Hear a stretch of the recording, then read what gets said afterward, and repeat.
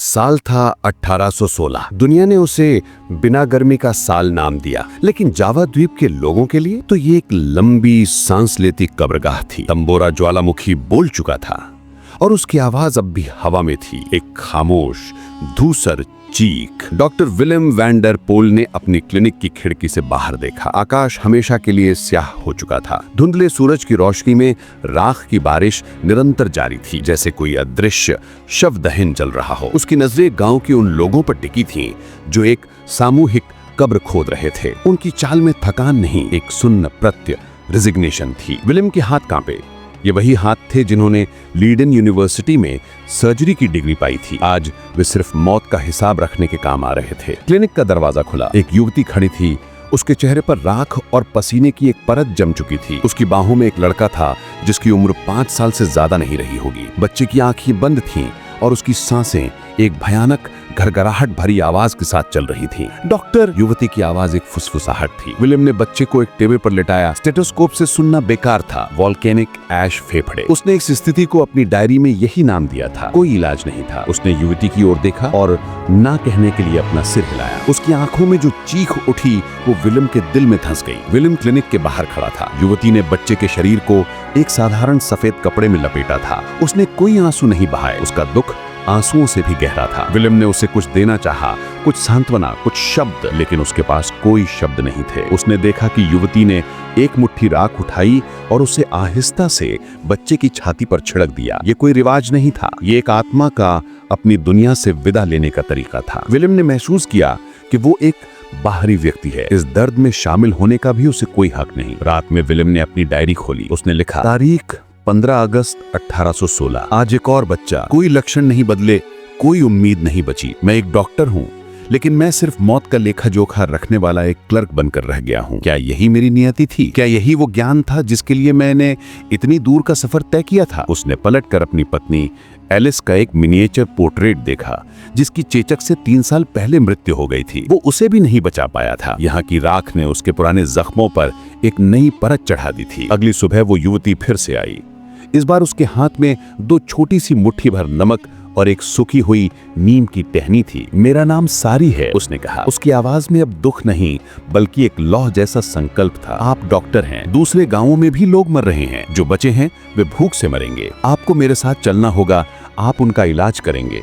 मैं आपको रास्ता दिखाऊंगी। विलियम हैरान रह गया। ये तो आत्महत्या है, उसने कहा। सारी ने नमक की मुट्ठियां आगे बढ़ाई। हमारे यहाँ कहते हैं, नमक और वचन एक बार टूटे तो फिर जोड़े नहीं जा सकते। हम एक शपथ लेंगे एक दूसरे के प्रति। इस राह में एक दूसरे को कभी नहीं छोड़ेंगे। और इस तरह एक डच डॉक्टर जो अपने अतीत से भाग रहा था और एक जावानी किसान जो भविष्य के लिए लड़ रही थी, 2 टूटे हुए इंसान एक शपथ की डोर से बंध गए। उनकी यात्रा शुरू हुई उस मौत के साम्राज्य में जहाँ जीवन सिर्फ एक जिद्दी आदत बन के रह गया था। पहला पड़ाव एक छोटा सा गाँव था जो एक झील के किनारे बसा हुआ था, लेकिन झील अब नहीं थी। उसकी जगह एक विशाल दरारें पड़ी हुई मिट्टी की चादर थी। गांव के लोग पेड़ों की छाल उबाल कर पी रहे थे। विलियम ने अपना बैग खोला। उसके पास दवा के नाम पर सिर्फ कुछ जड़ी बूटियां और मलहम थे। उसने एक बुजुर्ग महिला के पैरों पर लगे घाव को साफ किया। ये इलाज नहीं था, ये सिर्फ एक इंसानी स्पर्श था। सारी ने लोगों को जमा किया और उन्हें खाने लायक जड़ों के बारे में बताना शुरू किया। एक बच्चा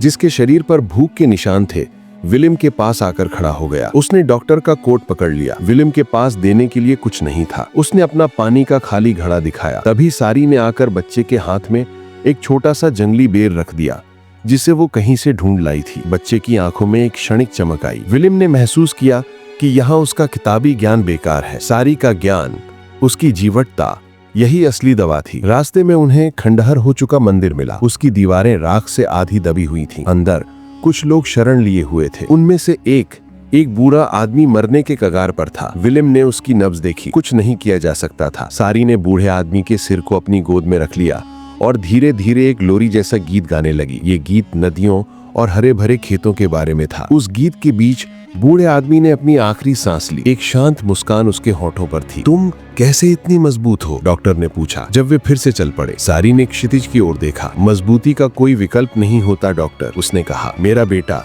वो मेरी दुनिया था। जब वो चला गया तो मेरी दुनिया खत्म हो गई। लेकिन फिर मैंने सोचा कि अगर मैं एक और माँ के बेटे को बचा सकती हूँ तो शायद मेरी दुनिया में फिर से कुछ रोशनी आ जाए। विलियम चुप रहा। उसने अपनी पत्नी एलिस के बारे में सोचा। क्या उसने उसे खोने के बाद किसी और को बचाने की कोशिश की थी? नहीं, उसने खुद को एक शराब और आत्मदया के कुएं में डुबो दिया था। एक नदी के पार जाते वक्त विलियम का पैर फिसला और वो कीचड़ में गिर गया।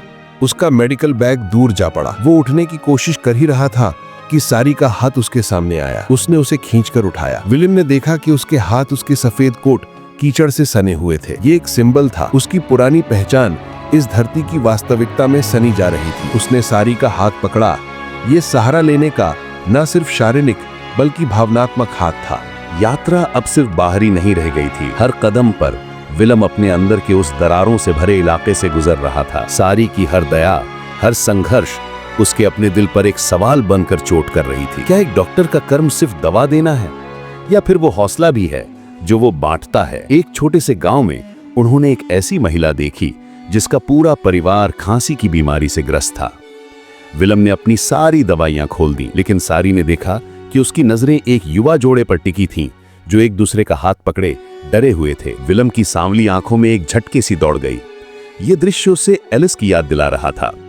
अपनी बीमारी के दिनों में वो भी उसी तरह उसका हाथ पकड़ा करती थी। रात को आग के पास बैठे विलियम ने शायद पहली बार खुद से ज्यादा बात की। एलिस, उसने अचानक कहा।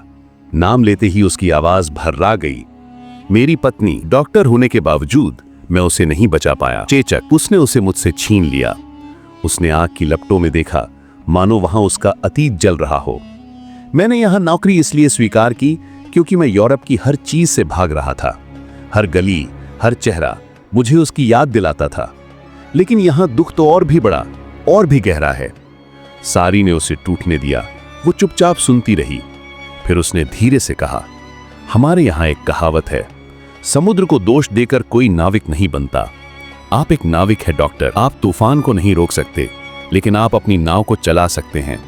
आज आपने उस लड़के की जान बचाई। वो तूफान में एक जीवित दीपक है। विलियम ने उसकी ओर देखा। उसकी आंखों में अब सिर्फ दया थी, नफरत नहीं। ये पहली बार था जब किसी ने उसे नाविक कहा था। हमेशा से वो खुद को एक असफल ईश्वर समझता था।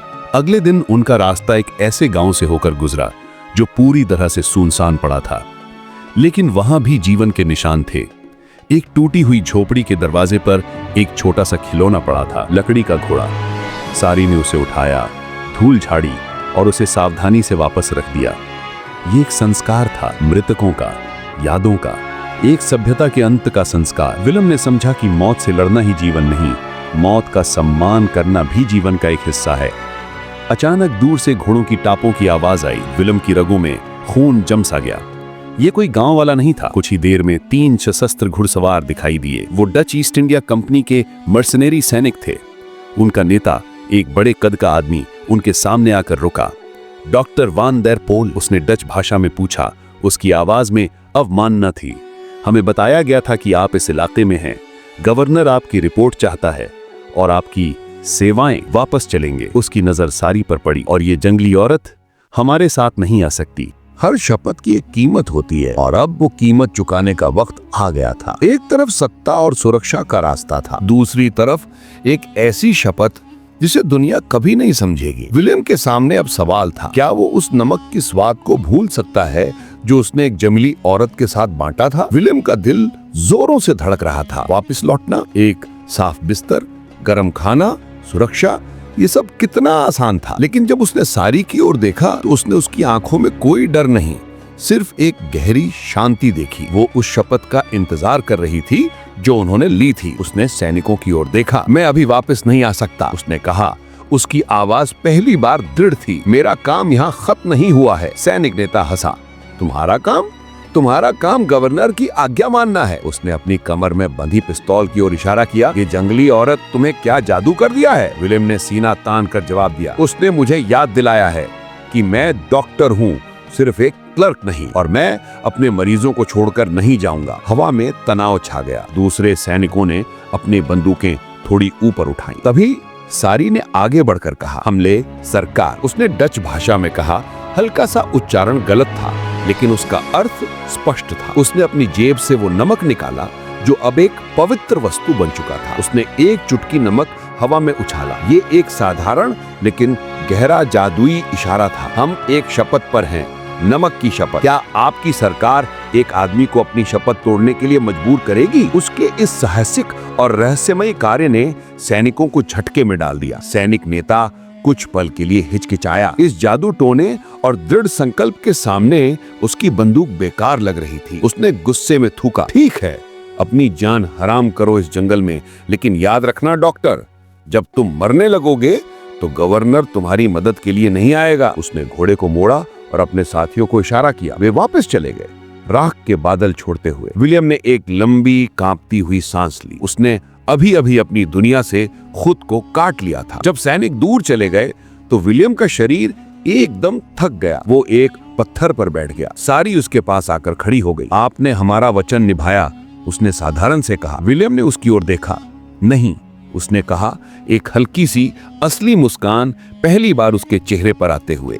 मैंने अपना वचन निभाया। उस पल वो डॉक्टर विलियम वैन डेर पोल नहीं रहा था जो अपने अतीत से भाग रहा था। वो सिर्फ विलियम था, एक इंसान जिसने अपनी आत्मा की आवाज सुनने का फैसला किया था। उसने महसूस किया कि नमक का स्वाद सिर्फ नमकीन नहीं होता, वो स्वतंत्रता का स्वाद भी हो सकता है। सत्ता की छाया से मुक्त होकर विलियम और सारी अब एक और अधिक कठोर, अधिक नग्न वास्तविकता में उतर गए थे। उनकी यात्रा अब ऊंचे पहाड़ियों की ओर मुड़ गई, जहां की जमीन इतनी बंजर थी कि वहां राख भी नहीं ठहर पाती थी। यहाँ जीवन सिर्फ एक जिद था, एक सूखी डाली पर अंतिम पत्ते की तरह। चढ़ाई कठिन थी, हवा पतली और काटने वाली थी। विलियम का शहरी शरीर हाँफ रहा था, जबकि सारी एक अदृश्य शक्ति से चल रही थी। उन्होंने एक ऐसी गुफा देखी जहाँ कुछ लोगों ने शरण ले रखी थी। ये वे लोग थे जो सत्ता और बीमारी दोनों से भाग खड़े हुए थे। उन्होंने डॉक्टर और उस स्थानीय महिला को देखकर आश्चर्य से देखा। कोई उनकी मदद के लिए नहीं आता था। गुफा के अंदर हवा बीमारी और निराशा की गंध से भरी हुई थी। एक महिला अपने 2 बच्चों से चिपकी हुई थी। उसकी आंखें एक गहरी शांत हताशा में डूबी हुई थी। विलियम ने अपना बैग खोला। दवाएं लगभग खत्म हो चुकी थी। उसने सारी की ओर देखा, एक सवाल अपनी आंखों में लिए हुए। सारी ने एक छोटी सी हाँ के साथ सिर हिलाया। यह इलाज के बारे में नहीं, बल्कि उपस्थिति के बारे में था। विलियम ने बैठकर सिर्फ उन लोगों के साथ समय बिताना शुरू किया। सारी ने गुफा के बाहर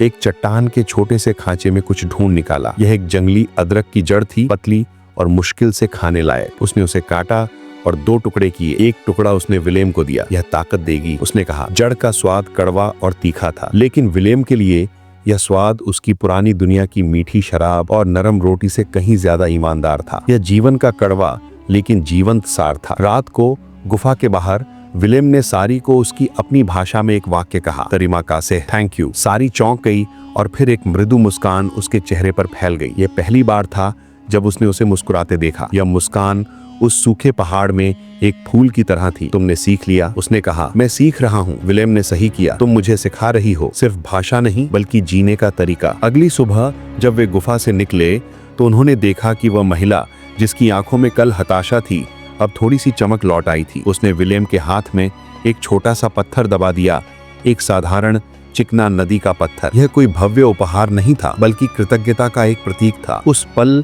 विलियम को समझ आया, उपचार का मतलब सिर्फ शरीर को ठीक करना नहीं है, या आत्मा में एक छोटा सा बीज बोना है, एक विश्वास कि अंधेरा स्थायी नहीं होता। लेकिन जीवन का नियम है, हर बीज को अंकुरित होने के लिए एक अग्नि परीक्षा से गुजरना पड़ता है। पहाड़ों की ठंडी ऊंचाइयों के बाद अब उनकी परीक्षा आग की होनी थी। एक ऐसी बीमारी जो राख नहीं बल्कि ज्वार लेकर आई। वे एक निचले इलाके के गांव में पहुंचे जहां हवा नम और भारी थी। यहाँ का रोग अलग था। लोग तेज बुखार से पीड़ित थे, उनके शरीर कांप रहे थे, आंखें भटक रही थी। मलेरिया। विलियम के पास कुनैन नामक दवा का एक छोटा सा बॉक्स था, एक अंतिम संसाधन, लेकिन यह 100 लोगों के लिए कैसे काफी होता। सारी ने तुरंत काम शुरू कर दिया। उसने लोगों को इकट्ठा किया और उन्हें ऐसे पौधे दिखाए जो बुखार को कम करने में मदद कर सकते थे। उसने पानी उबालने और सफाई के महत्व को समझाया। विलियम ने देखा कि कैसे वो डॉक्टर नहीं बल्कि एक शिक्षक और नेता बन गई थी। उसने फैसला किया, उसने कुनैन की गोलियों को केवल सबसे कमजोर बच्चों और बुजुर्गों के लिए बचाया। बाकियों के लिए उसे सारी के ज्ञान और अपनी देखभाल पर भरोसा करना होगा। एक युवक जिसका बुखार बहुत तेज था, मरने के कगार पर पहुंच गया। विलियम ने सब कुछ कर लिया था, दवा खत्म हो चुकी थी। उसने अपने कोट की आस्तीन फाड़ी और उसे ठंडे पानी में भिगोकर युवक के माथे पर रख दिया। वो घंटों तक उसके पास बैठा रहा, पानी बदलता रहा और धीरे धीरे डच में बातें करता रहा। भले ही वो युवक उसे समझ नहीं पा रहा था। ये एक मानवीय स्पर्श की लड़ाई थी। रात भर के संघर्ष के बाद भोर में युवक का बुखार उतरना शुरू हो गया। उस सुबह गांव का माहौल बदल गया था। लोग सिर्फ बीमार नहीं थे, वे एक समुदाय थे जो एक साथ लड़ रहे थे। विलम ने देखा कि कैसे सारी का ज्ञान और उसकी अपनी दवा मिलकर काम कर रही थी। ये पश्चिम और पूर्व का मेल नहीं था, ये मानवता का एक सार्वभौमिक सत्य था।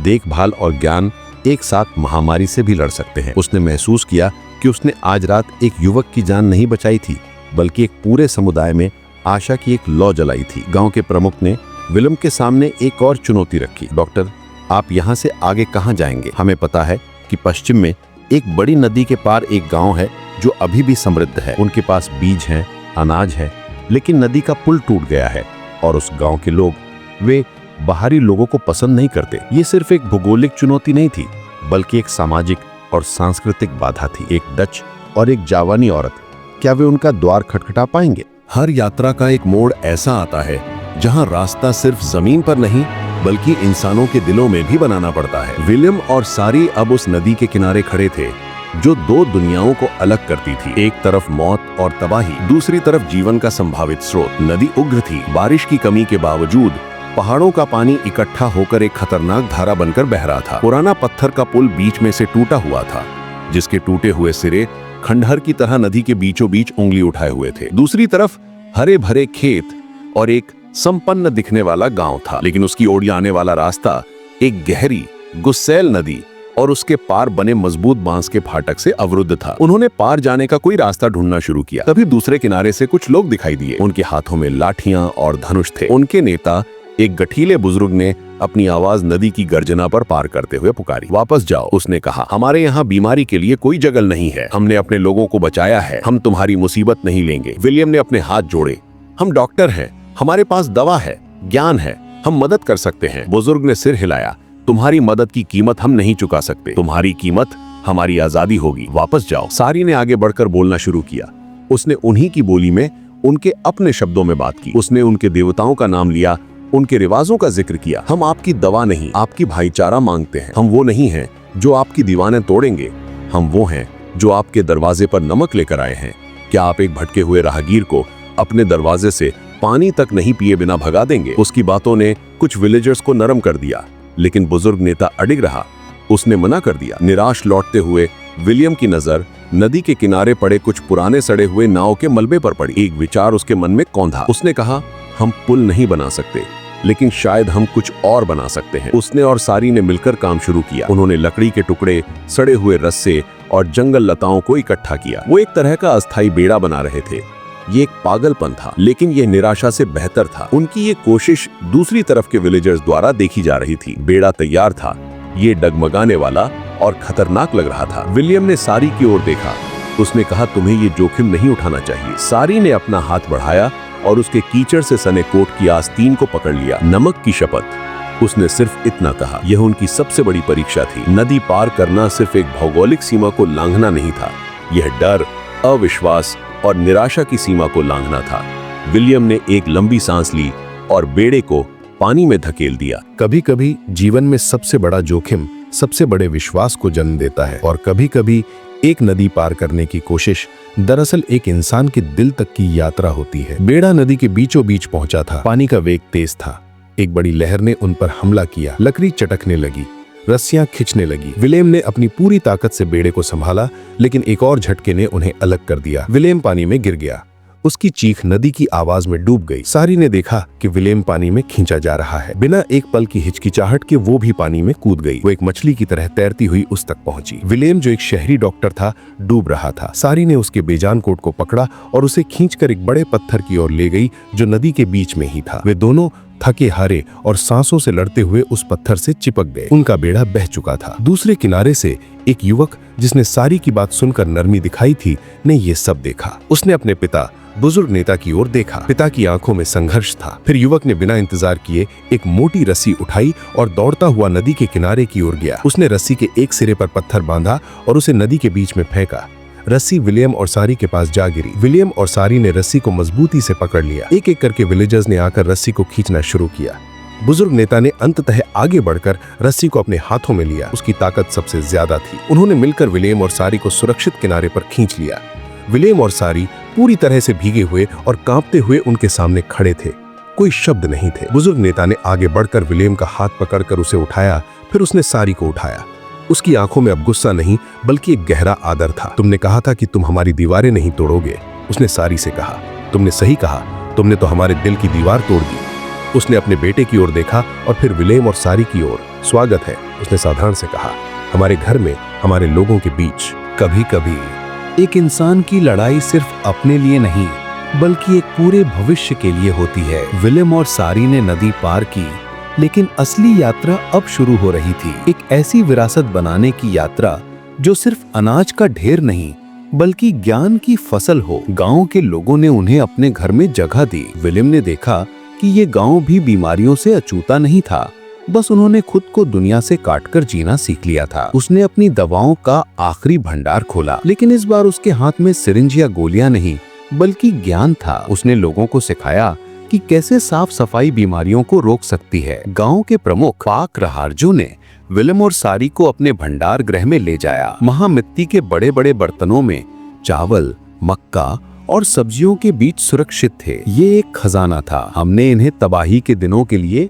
बचा कर रखा है, पाक ने कहा। लेकिन एक खजाना जो बांटा नहीं जाता वो सिर्फ एक बोझ होता है। उसने विलेम और सारी की ओर देखा। तुम हमें वो दिखा सकते हो कि इन बीजों को कैसे बोना है? न सिर्फ जमीन में बल्कि लोगों के दिलों में भी एक विशाल योजना बनी। विलेम, सारी और गांव के कुछ युवा उन बीजों का एक हिस्सा लेकर वापस उस तबाह इलाके में जाएंगे जहां से वो आए थे। लेकिन ये एक सैन्य अभियान नहीं, एक शांति और पुनर्निर्माण का अभियान होगा। वे न सिर्फ बीज बल्कि खेती के तरीके, पानी को स्टोर करने की विधियां और सबसे बढ़कर आपसी सहयोग की भावना लेकर जाएंगे। विलेम ने नक्शे बनाने शुरू किए, जबकि सारी ने दोनों गांवों के बीच की सांस्कृतिक खाई को पाटने के लिए शब्दों और रीति रिवाजों का पुल बनाया। वापसी की तैयारी में विलेम ने सारी को एक छोटी सी डायरी भेंट की, जिसमें उसने सारी द्वारा सिखाई गई हर जड़ी बूटी का चित्र और उसके गुणों का विवरण लिखा था। ये ज्ञान, उसने कहा, अब सिर्फ तुम्हारे दिमाग में नहीं, इस किताब में भी रहेगा, ताकि कोई और डॉक्टर जब कभी तूफान आए तो वो तैयार रहे। सारी ने डायरी को अपने हाथों में लिया जैसे कोई पवित्र वस्तु हो। ये उसकी संस्कृति का, उसके लोगों के ज्ञान का सम्मान था, जिसे एक डच डॉक्टर ने सहेज कर रखा था। जाने से पहले पाक रहारजो ने एक छोटा सा समारोह आयोजित किया। उसने विलेम और सारी के सामने एक मुट्ठी उपजाऊ मिट्टी और एक मुट्ठी बीज रखे। तुम दोनों ने हमें सिखाया है कि एक बीज की तरह इंसान को भी अपनी शक्ति दबा कर रखनी पड़ती है ताकि वो सही समय आने पर फूट सके। तुम्हारी यात्रा अब तुम्हारी नहीं रही, ये हम सब की यात्रा है। उसने उनकी यात्रा का नाम रखा परिजीवन यात्रा, जीवन के बीजों की यात्रा। और इस तरह वो डॉक्टर जो सिर्फ मौत गिनता था और वो माँ जिसने सब कुछ खो दिया था, वे अब जीवन के बीज बोने वाले किसान बन गए। उनकी वापसी एक जुलूस की तरह थी, न तो जीत का, न ही शोक का, बल्कि एक नई शुरुआत का। जब वे बीज और ज्ञान लेकर उन तबाह गांव में लौटे तो लोगों ने उन्हें आशा की नजरों से देखा। इस बार विलेम का बैग दवाओं से नहीं, बीजों से भरा था। सारी एक शिक्षक थी जो लोगों को जमीन से फिर से जुड़ना सिखा रही थी। उन्होंने पहली बारिश का इंतजार किया और फिर सामूहिक रूप से खेती शुरू की। कई हफ्तों बाद पहली हरी शूटिंग जमीन से बाहर आई। ये एक चमत्कार से कम नहीं था। एक बूढ़ा आदमी जिसने अपना परिवार खो दिया था, उस नन्हे पौधे के सामने घंटों बैठा रहा, उसकी देखभाल करते हुए। वो पौधा सिर्फ भोजन नहीं बल्कि उसके जीवन का एक नया कारण बन गया था। विलेम ने उसे देखा और समझ गया कि उपचार की प्रक्रिया अब पूरी हो रही थी। ये पृथ्वी का उपचार था और साथ ही मानव आत्मा का भी। एक शाम विलेम और सारी उसी पहाड़ी पर बैठे थे जहां से उन्होंने अपनी यात्रा शुरू की थी। अब नीचे की घाटी में छोटे छोटे हरे भरे पैच दिखाई दे रहे थे। मैं वापस जा रहा हूँ, विलेम ने अचानक कहा, लेकिन डर कर नहीं, बल्कि इसलिए क्योंकि अब मैं जानता हूं कि मैं कौन हूं। मुझे यहाँ का ज्ञान वहां ले जाना है। उन्हें बताना है कि ताकत दवाओं से नहीं बल्कि इस तरह के बंधन से आती है। सारी ने मुस्कुराते हुए कहा, और मैं यहीं रहूंगी, मेरी जगह यही है, मेरा बेटा यहीं की मिट्टी में सोया है, मैं उसकी याद में इस जीवन को पनपते देखूंगी। विलियम के जाने के दिन पूरा गांव उसे विदा करने के लिए इकट्ठा हुआ। उन्होंने उसे एक छोटा सा बंडल दिया, उपजाऊ मिट्टी में लिपटे हुए कुछ बीज, इसे अपनी धरती पर बोना, सारी ने कहा। विलियम ने उसे गले लगाया। ये गले मिलना बहुत लंबा था, बहुत गहरा। इसमें प्रयोगरहम कृतज्ञता और एक ऐसा बंधन था जो दूरी और समय से परे था। कोई आंसू नहीं थे, क्योंकि उनकी शपथ अब पूरी हो चुकी थी और एक नए रूप में जीवित थी। विलियम वेंडर पॉल वापस लौट आया, लेकिन वो वही आदमी नहीं था जो गया था। उसने अपनी रिपोर्ट लिखी, न सिर्फ बीमारियों के बारे में, बल्कि लचीलेपन, समुदाय और नमक की शपथ के बारे में। उसने कभी शादी नहीं की, लेकिन उसने कई डॉक्टरों को प्रशिक्षित किया, और हर साल जब भी वो अपने बगीचे में उन जावानी बीजों से उगे पौधों को देखता, तो उसे एक औरत की याद आती, जिसने उसे दिखाया था कि डॉक्टर का सबसे बड़ा कर्म जीवन को दवा देना नहीं, बल्कि जीवन के बीज बोना है, क्योंकि मानवता की सबसे बड़ी फसल प्यार और क्षमा की फसल होती है।